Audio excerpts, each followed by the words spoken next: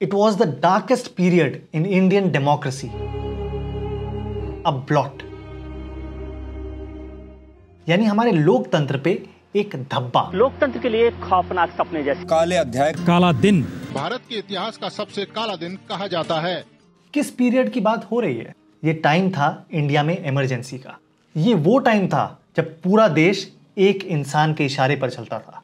कोई media, court, opposition कुछ भी नहीं कर सकते थे। और इसी अंधेरे में कई ऐसे काम किए गए जो हमें जानने बहुत ज्यादा जरूरी है। ये कहानी है इंडिया में लगाई इमरजेंसी।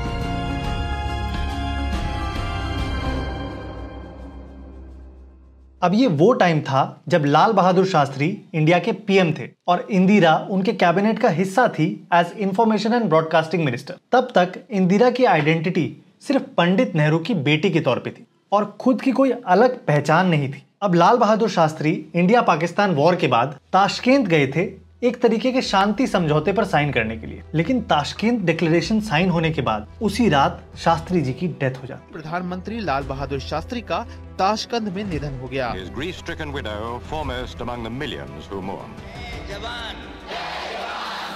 जय किसान। अब शास्त्री जी की डेथ के बाद कांग्रेस को इंडिया का एक नया पीएम चुनना था, तो कांग्रेस के बड़े लीडर्स के एक ग्रुप जिसे सिंडिकेट कहा जाता था ने इंदिरा गांधी को पीएम बना दिया। इसके पीछे का मेन लॉजिक था कि इंदिरा की इमेज गूंगी गुड़िया की थी और सिंडिकेट को लगा कि उन्हें आराम से मैनिपुलेट किया जा सकता है, लेकिन हुआ इससे बिल्कुल उलट। इंदिरा बहुत डिसाइसिव साबित हुई। उन्होंने सिंडिकेट को इग्नोर करते हुए काफी बड़े डिसीजंस लिए, जैसे इंडिया के 14 मेजर बैंक्स को नेशनलाइज कर दिया, मोरारजी देसाई से उनका फाइनेंस पोर्टफोलियो ले लिया और उन्हें एक डमी डेप्यूटी पीएम बना दिया और फाइनेंस मिनिस्ट्री अपने अंडर ले ली। और फाइनली जब इंडिया के प्रेसिडेंट के इलेक्शंस आए तो सिंडिकेट ने संजीवा रेड्डी को कांग्रेस की तरफ से ऑफिशियली नॉमिनेट किया, लेकिन इंदिरा ने अपनी ही पार्टी के कैंडिडेट के अगेंस्ट इनडायरेक्टली एक कैंडिडेट खड़ा करवा दिया जो थे वी गिरी, और उन्हें अपने सपोर्टर्स के दम पर जितवा भी दिया। V Giri, 4 Giri road, Thyagaraya Nagar, Madras 17 has been duly elected to the office of the President of India. इन सब एंटी पार्टी एक्टिविटीज की वजह से कांग्रेस ने इंदिरा को पार्टी से ही निकाल दिया, लेकिन सिंडिकेट ने इंदिरा की पॉपुलैरिटी को अंडर एस्टिमेट कर लिया। कांग्रेस के दो टुकड़े हो गए, एक बनी सिंडिकेट की कांग्रेस ओ और दूसरी इंदिरा की कांग्रेस आर। अब ज्यादातर कांग्रेस के सिटिंग एमपीज इंदिरा की कांग्रेस आर में आ गए, यानी इंदिरा ने अपनी पार्टी को अपने कंट्रोल में ले लिया था। अब बारी थी देश कंट्रोल में लेने की।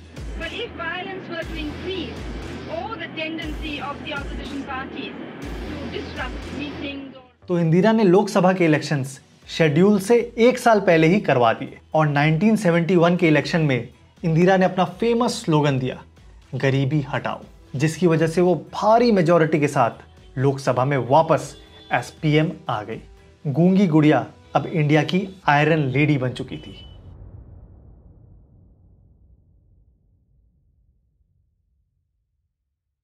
तो 1971 के इलेक्शन के बाद इंदिरा को पॉलिटिकली चैलेंज करने वाला कोई प्रोमिनेंट लीडर नहीं बचा था, लेकिन ये तूफान के आने के पहले वाली शांति थी।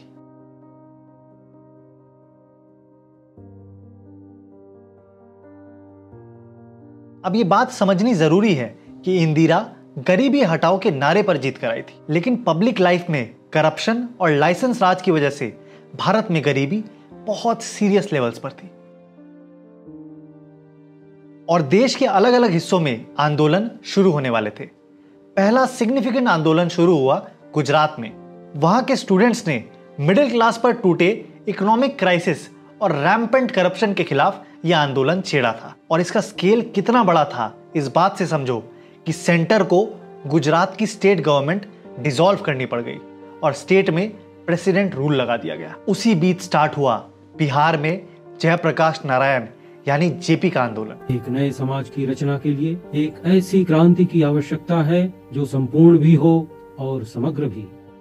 ये भी एक स्टूडेंट प्रोटेस्ट था, लेकिन इसके लीडर थे जेपी, जो बहुत बड़े फिगर थे, और उन्होंने पटना में ऐलान कर दिया कि टोटल रेवोल्यूशन होगा और पूरे इंडियन सोसाइटी को ट्रांसफॉर्म करने के लिए स्टूडेंट्स, फार्मर्स और लेबर यूनियंस को साथ आकर नॉन वायलेंट प्रोटेस्ट करने को कहा। इसके ठीक एक महीने बाद रेलवे एम्प्लॉयज यूनियन, जो पूरे देश का सबसे बड़ा यूनियन था, वो स्ट्राइक पे चला गया।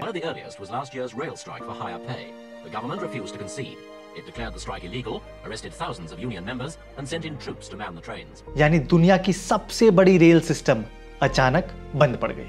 इसी बीच जेपी ने मोरारजी देसाई की चेयरमैनशिप में एक कमेटी बनाई, लोक संघर्ष समिति, और इसका पहला एम था पीएम हाउस में किसी की भी एंट्री नहीं होने देना, और दूसरा ये कि कोर्ट्स और गवर्नमेंट ऑफिसेस की फंक्शनिंग को बंद करवा देना। और इन सब आंदोलनों और प्रोटेस्ट के बीच हुआ एक केस जो इंदिरा के पेशेंस का आखिरी स्ट्रॉ साबित हुआ। जगमोहन लाल सिन्हा ने इंदिरा गांधी का चुनाव अवैध घोषित कर दिया। तो राजनारायण एक फ्रीडम फाइटर थे जिन्होंने इंदिरा के अगेंस्ट 1971 वाला लोकसभा इलेक्शन लड़ा था और हार गए थे। तो उन्होंने इलाहाबाद हाई कोर्ट में इलेक्शन फ्रॉड का केस डाल दिया। चार्ज ये था कि इंदिरा गांधी ने अपने इलेक्शन के लिए स्टेट मशीनरी का यूज किया था, और इस चार्ज पर इलाहाबाद हाई कोर्ट ने गिल्टी मानते हुए देश की प्राइम मिनिस्टर इंदिरा गांधी का इलेक्शन कैंसिल कर दिया,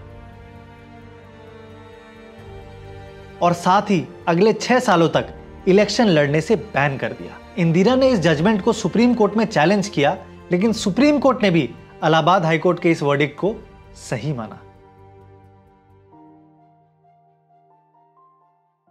तो इंदिरा और जुडिशरी के बीच टेंशन 1971 से ही शुरू हो चुकी थी। सुप्रीम कोर्ट ने आईसी गोलकनाथ केस में कहा कि सरकार ऐसा कोई लॉ नहीं ला सकती है, भले ही वो कॉन्स्टिट्यूशनल अमेंडमेंट क्यों ना हो, जिससे भारत के सिटीजन्स के फंडामेंटल राइट्स अफेक्ट हो। इस जजमेंट को नलिफाई करने के लिए Indira 24th constitutional amendment act लेकर आई, जो पार्लियामेंट को कॉन्स्टिट्यूशन अनचेक्ड तरीके से अमेंड करने की पावर्स देता था। अब जनरली पुलिस आप पर कार्रवाई कब कर सकती है? ऑब्वियस सी बात है, जब आप कोई क्राइम करो। लेकिन एक तरह के लॉज होते हैं जिन्हें कहा जाता है प्रिवेंटिव डिटेंशन लॉज, जिसमें इस बात पर आपको अरेस्ट कर लेंगे कि पुलिस को लग रहा है कि इन फ्यूचर आप कोई क्राइम करोगे, यानी बिल्कुल आर्बिट्रेरी पावर। तो इंदिरा ने इमरजेंसी भले ही 1975 में लगाई हो, लेकिन इस इमरजेंसी में सबसे ज्यादा यूज होने वाला law Misa, maintenance of internal security act, 1971 में ही पास करवा लिया था। अब क्या इससे यह समझा जाए कि इमरजेंसी या उसके जैसी कोई और चीज की तैयारी पहले से ही हो चुकी थी, या ये कि ये लॉज बस इंदिरा के पावर्स को बढ़ाने के लिए बनाए गए थे, लेकिन इनका ज्यादा इस्तेमाल इमरजेंसी के टाइम पर हुआ? पता नहीं। वैसे एक इंटरेस्टिंग बात बताऊं, लालू यादव की सबसे बड़ी बेटी मीसा भारती का नाम भी इसी लॉ के ऊपर रखा गया है, क्योंकि लालू यादव जब इमरजेंसी में जेल में बंद थे तो वो इसी लॉ के अंडर जेल में बंद थे।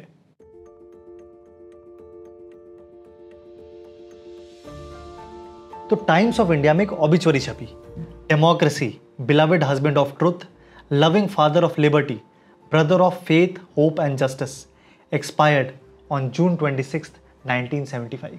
तो इंदिरा गांधी ने पूरे देश में इमरजेंसी का ऐलान कर दिया।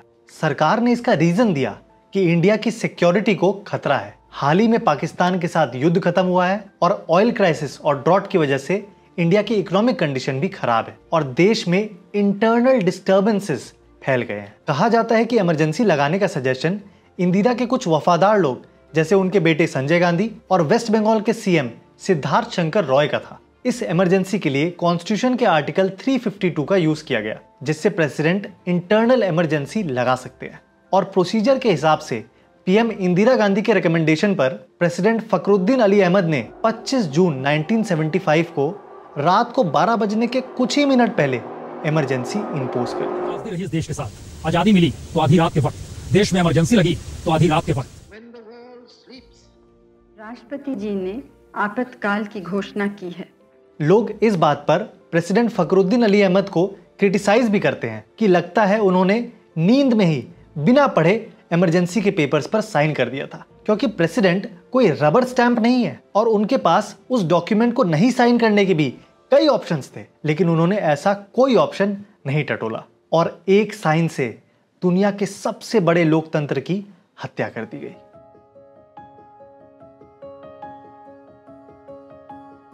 तो इमरजेंसी लगने के बाद कई एक्ट्स किए गए, लेकिन पहला हमला किया गया मीडिया पर। इमरजेंसी का सबसे ज्यादा असर मीडिया पर पड़ा। न्यूज़पेपर प्रिंट करने वाली प्रेसेस की इलेक्ट्रिसिटी काट दी गई और मीडिया को गाइडलाइंस इशू किए गए जिसके हिसाब से उन्हें काम करना था, और जो जर्नलिस्ट इन गाइडलाइंस को फॉलो नहीं करते उन्हें जेल में डाल दिया जाता। इन टोटल करीब 200 जर्नलिस्ट को जेल में डाला गया और फॉरेन जर्नलिस्ट को सीधा डिपोर्ट कर दिया गया।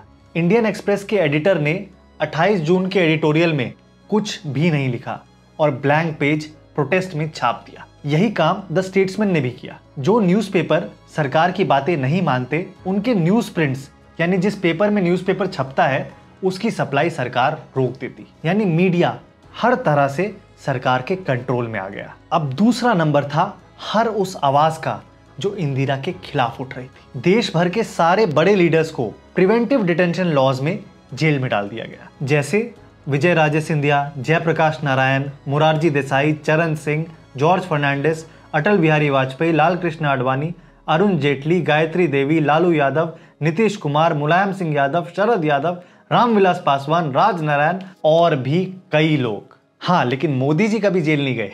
उनका बोलना था कि वो कभी सरदार जी तो कभी सन्यासी बनकर जेल जाने से बचते रहे। तो इमरजेंसी के दौरान ट्रेड यूनियन और स्ट्राइक्स जैसी सारी एक्टिविटीज पर बैन लगा दिया गया। वेजेस को फ्रीज कर दिया गया और बोनसेस भी देना बंद हो गए। खासकर बुरा हाल हुआ कोल माइन में काम करने वाले वर्कर्स का। उन्हें बहुत खराब कंडीशंस में काम करवाया जाता, पेमेंट भी टाइम पे दी नहीं जाती, हफ्ते के 7 दिन बिना छुट्टी के काम करना पड़ता और इन मजदूरों की सेफ्टी से सरकार को कोई लेना देना नहीं बचा था। इंडिया में तब ओवर पॉपुलेशन एक बहुत बड़ी प्रॉब्लम मानी जाती थी और वेस्टर्न कंट्रीज इंडिया को अपना पॉपुलेशन ग्रोथ कम करने के लिए प्रेशर दे रही थी और वर्ल्ड बैंक ने एक स्टेरिलाइजेशन प्रोग्राम चलाने के लिए 1972 से 1980 के बीच इंडिया को $66 मिलियन लोन दिए। तो संजय गांधी को ये एक सही मौका लगा और उन्होंने एक नसबंदी अभियान छेड़ दिया। Campaign became a big issue, not so much at the time that those campaigns were being carried out, but subsequently. और ये नसबंदी लोगों की मर्जी से नहीं हो रही थी, बल्कि जबरदस्ती यंग लोगों को पकड़कर उनका ऑपरेशन कर दिया जा रहा था, जिससे वो आगे बच्चे पैदा ना कर पाए। डिस्ट्रिक्ट मजिस्ट्रेट को प्रॉपर टारगेट दिए जाने लगे कि हर दिन इतनी नसबंदियां हो जानी चाहिए और ये ऑफिसर्स पुलिस की मदद से गांव से लड़कों को उठवाकर ऑपरेशन करवाने लगे। प्रॉपर वसेक्टमी कैंप्स चलने लगे। सिर्फ उत्तर प्रदेश में इनिशियली 1500 पर डे ऑपरेशंस होते और ये नंबर बढ़ते बढ़ते 5500 पर डे पर आ गया। कुछ पर्टिकुलर इंस्टेंसेस बताता हूँ। सुल्तानपुर डिस्ट्रिक्ट में नरकराही एक गांव है, तो डिस्ट्रिक्ट मजिस्ट्रेट ने इस गांव से जबरदस्ती लड़के उठवाने की कोशिश की। इस जबरदस्ती के खिलाफ वहां के लोगों ने पुलिस पर अटैक कर दिया, जिसके जवाब में पुलिस ने पब्लिक पर ओपन फायर कर दिया और 13 लोग मारे गए। इस जबरदस्ती नसबंदी से बचने के लिए गांव वाले खेतों में दिन दिन भर, रात रात भर, कई दिनों तक छुपे रहते। ऐसा ही एक इंस्टेंस मुजफ्फरनगर में भी हुआ, जहां लोगों ने पुलिस पर पत्थर चलाए और पुलिस ने ओपन फायर कर दिया और 25 लोग मारे गए, जिसके बाद कर्फ्यू लगा दिया गया और पुलिस वालों ने पत्थर चलाने वालों को ढूंढ कर मार डाला। साइंस जर्नलिस्ट मैरा हेफ्स्टेनडाल के हिसाब से 62 लाख लोगों को इस प्रोग्राम के तहत स्टेरिलाइज कर दिया गया और ये हिटलर के नाजी रेजिम में हुए स्टेरिलाइजेशन से 15 गुना ज्यादा है। अब सरकार दिल्ली से चलती है और इस दिल्ली का बहुत बुरा हाल था। हर जगह स्लम्स थे और सैनिटेशन और रोड्स की बहुत ज्यादा दिक्कत थी। तो फिर से संजय गांधी को इमरजेंसी दिल्ली को सुंदर बनाने का एक मौका लगा, तो उन्होंने अर्बन रिन्यूअल प्रोग्राम लॉन्च किया और इस प्रोग्राम में उनके राइट हैंड बने दिल्ली डेवलपमेंट अथॉरिटी के वीपी जगन मोहन मल्होत्रा। वो उस समय दिल्ली में अपने आप में एक कानून बन गए थे, वो जो बोलते वही होता। और स्टार्ट हुआ दिल्ली को सुंदर बनाने का प्रोग्राम। दिल्ली में लेफ्ट राइट सेंटर दुकान, मकान, फैक्ट्रीज सब तोड़ी जाने लगी। इस छोटे से ड्यूरेशन में 1.5 लाख डेमोलिशंस किए गए और 7 लाख से ज्यादा लोग डिस्प्लेस हो गए और इसी ब्यूटिफिकेशन का हिस्सा था नोएडा।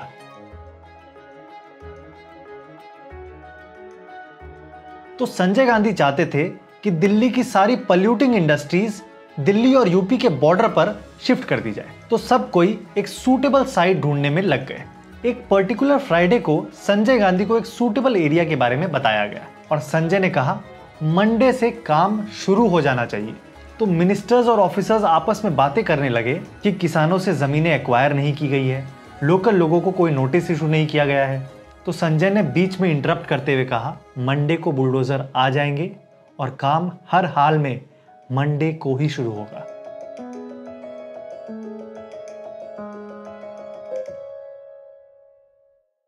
अब इंदिरा के लिए एक बहुत बड़ा मौका था भारत का कानून अपने हिसाब से लिखने का, क्योंकि उनके पास भरपूर मेजॉरिटी थी और इन लॉज का विरोध करने के लिए कोई ऑपोजिशन भी नहीं था, क्योंकि सब जेल में थे। तो उन्होंने सबसे पहले अपना इलेक्शन फ्रॉड वाला केस सॉल्व कर लिया कॉन्स्टिट्यूशन में अमेंडमेंट करके, जिसके हिसाब से पीएम के इलेक्शन को किसी कोर्ट में चैलेंज ही नहीं किया जा सकता है। और जिस भी स्टेट में इंदिरा के खिलाफ जाने वाली पार्टी रूल कर रही थी उसे हटा दिया गया, जैसे गुजरात, तमिलनाडु। और कॉन्स्टिट्यूशन में भी कई चेंजेस किए गए, जिसमें सबसे सिग्निफिकेंट था 42nd कॉन्स्टिट्यूशनल अमेंडमेंट एक्ट, जिसके थ्रू इतने ज्यादा चेंजेस किए गए कि इसे मिनी कॉन्स्टिट्यूशन कहा जाता है। इस अमेंडमेंट के थ्रू प्रियम्बल के साथ साथ 40 आर्टिकल्स में अमेंडमेंट किए गए और 14 नए आर्टिकल्स और 2 नए पार्ट्स ऐड किए गए, यानी हमारे देश का संविधान एक तरह से बदल दिया गया। 2 दोस्त राजन और जोसेफ कोझिकोड आए थे कॉलेज में पढ़ने के लिए कि पुलिस ने उन्हें यह बोल के उठा लिया कि वो नक्सलाइट है और उनका किसी स्टेशन ब्लास्ट में रोल रहा है, और उन्हें एक टॉर्चर कैंप में ले जाया गया, जिसके बाद उनका कोई अता पता नहीं मिला। राजन के फादर ने बहुत ट्राई किया, लेकिन इमरजेंसी के दौरान उनके कंप्लेन की सुनवाई कहीं भी नहीं हुई। जब फाइनली इमरजेंसी हटी तो राजन के फादर ने हेबियस कॉर्पस की पिटीशन हाई कोर्ट में डाली कि उनका बच्चा उन्हें वापस मिल जाए। तो पुलिस ने कोर्ट में कहा कि राजन नाम का कोई लड़का उनके पास कभी था ही नहीं। फिर जब उस कॉलेज के प्रिंसिपल ने कोर्ट में बयान दिया, तब जाके पुलिस ने माना कि राजन की पुलिस कस्टडी में डेथ हो गई। इस देश में उस समय ऐसे कई इंस्टेंसेस हुए और उन लोगों को कभी भी कोई जस्टिस नहीं मिल पाया।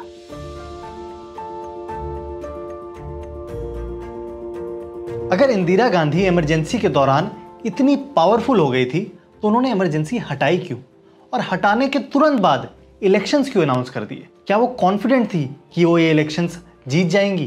प्रणब मुखर्जी ने एक इंटरव्यू में कहा कि उनकी इंदिरा से इस बारे में बात हुई थी और उन्होंने कहा इंदिरा को लग रहा था कि वो ये इलेक्शन हारेंगी, लेकिन वो एक फेयर इलेक्शन लड़के एक तरह का टेस्ट देना चाह रही थी और ये इमरजेंसी की गलती को सुधार कर देश में फिर से डेमोक्रेसी एस्टैब्लिश करना चाहती थी। इंदिरा ने जब इमरजेंसी हटाई तो ये बात पूरे कांग्रेस के लिए बहुत बड़ी शॉक थी। यहां तक कि संजय गांधी को इस बारे में कोई आइडिया नहीं था। वही संजय गांधी जो इंदिरा के बेटे थे और पूरे देश के डी फैक्टो रूलर बन चुके थे।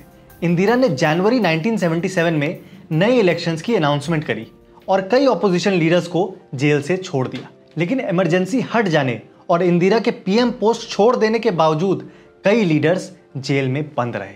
1977 के इलेक्शंस में जनता दल ने लोगों को बताया कि ये उनका आखिरी मौका है डिक्टेटरशिप और डेमोक्रेसी के बीच चुनने का। इस इलेक्शन में इंदिरा खुद अपनी सीट रायबरेली से हार गई और जनता पार्टी ने मोरारजी देसाई की प्राइम मिनिस्टरशिप में सरकार बनाई, जो भारत के आजादी के बाद पहली नॉन कांग्रेसी सरकार बनी।